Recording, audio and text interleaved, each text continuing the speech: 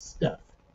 Caleb knows he's got some of that Patrick Mahomes skill to him, Right. and he defaults that too frequently. So Shane Waldron will have to be very responsible for how he refines that if Caleb is here in Chicago. Okay, so this is great stuff from Anthony Herron on Caleb Williams. So if obviously, so he's going to have to rein in the hero ball instincts, which get exacerbated when you have problematic offensive lines, or when you're trailing in games, or when all those things can get exacerbated. They also get exacerbated if you get a little bored in college, if you've been there a long time, or things like that. But whatever.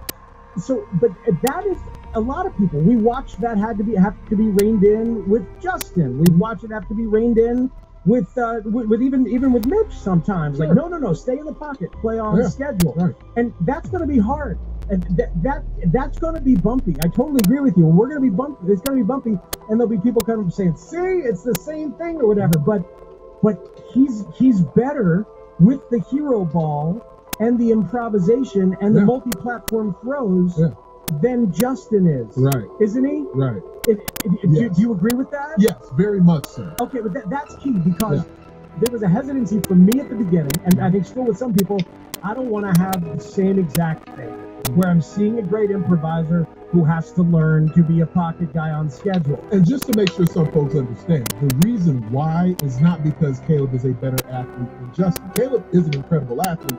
Justin Fields is a rare athlete in that regard, just with what he can do as a runner and then combining that with a passer. But Justin, the point I didn't finish earlier, Justin is not as intuitive in that regard as a playmaker. Justin is. I mean, for all these things he can do physically and athletically, honestly, going back to the Jameis Winston thing, it's a little bit like Marcus Mariota. When Marcus Mariota came on and won the Heisman in Jameis's final season at Florida State, and then you had Marcus Mariota in the Jaden Daniels role that season. Wow, look at this guy. All the running, all the passing, all the touchdowns and everything else. And he had built towards that point to play more football than Jameis had at that point, just like Jaden Daniels further along in his development. And so he's kind of the rising darling in the eyes of some draft evaluators.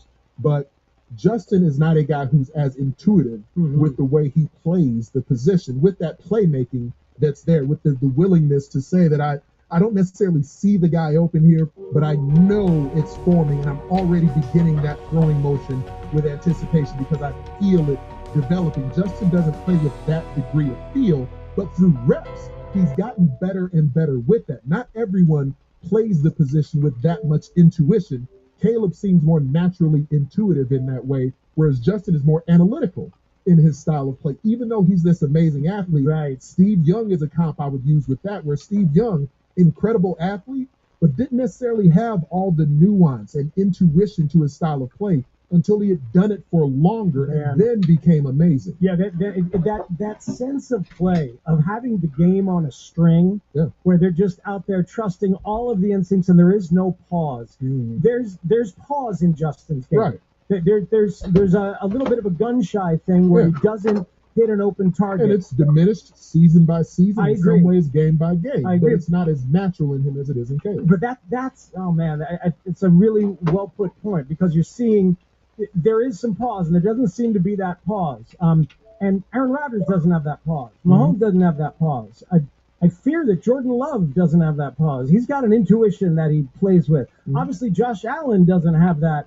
Josh Allen has an intuition and a playfulness, sometimes to a fault, right? Quite frequently to a fault. Yeah. And I mean, that's where But Josh Allen. you'd still rather have that and dial it back, though, wouldn't you? There's a balance to it, because you have to make enough plays to offset it. That's where Jameis Winston still turns the ball over too frequently and doesn't make enough plays to offset the amount of times that he'll turn it over or throw it into jeopardy or drive a stall because he's thrown it somewhere he shouldn't. Jameis hasn't gotten to a point, and at this point, you would think perhaps never will get to a point where he's making enough plays at that position to offset the bad decisions or the inconsistencies. That's where Josh Allen makes enough plays to offset those to be viewed as one of the elite quarterbacks in the sport. Let me add one layer of this. Kurt Warner's been vocal about it. We played a bunch on this show when he broke down Caleb's tape. He's gone on Twitter threads about it.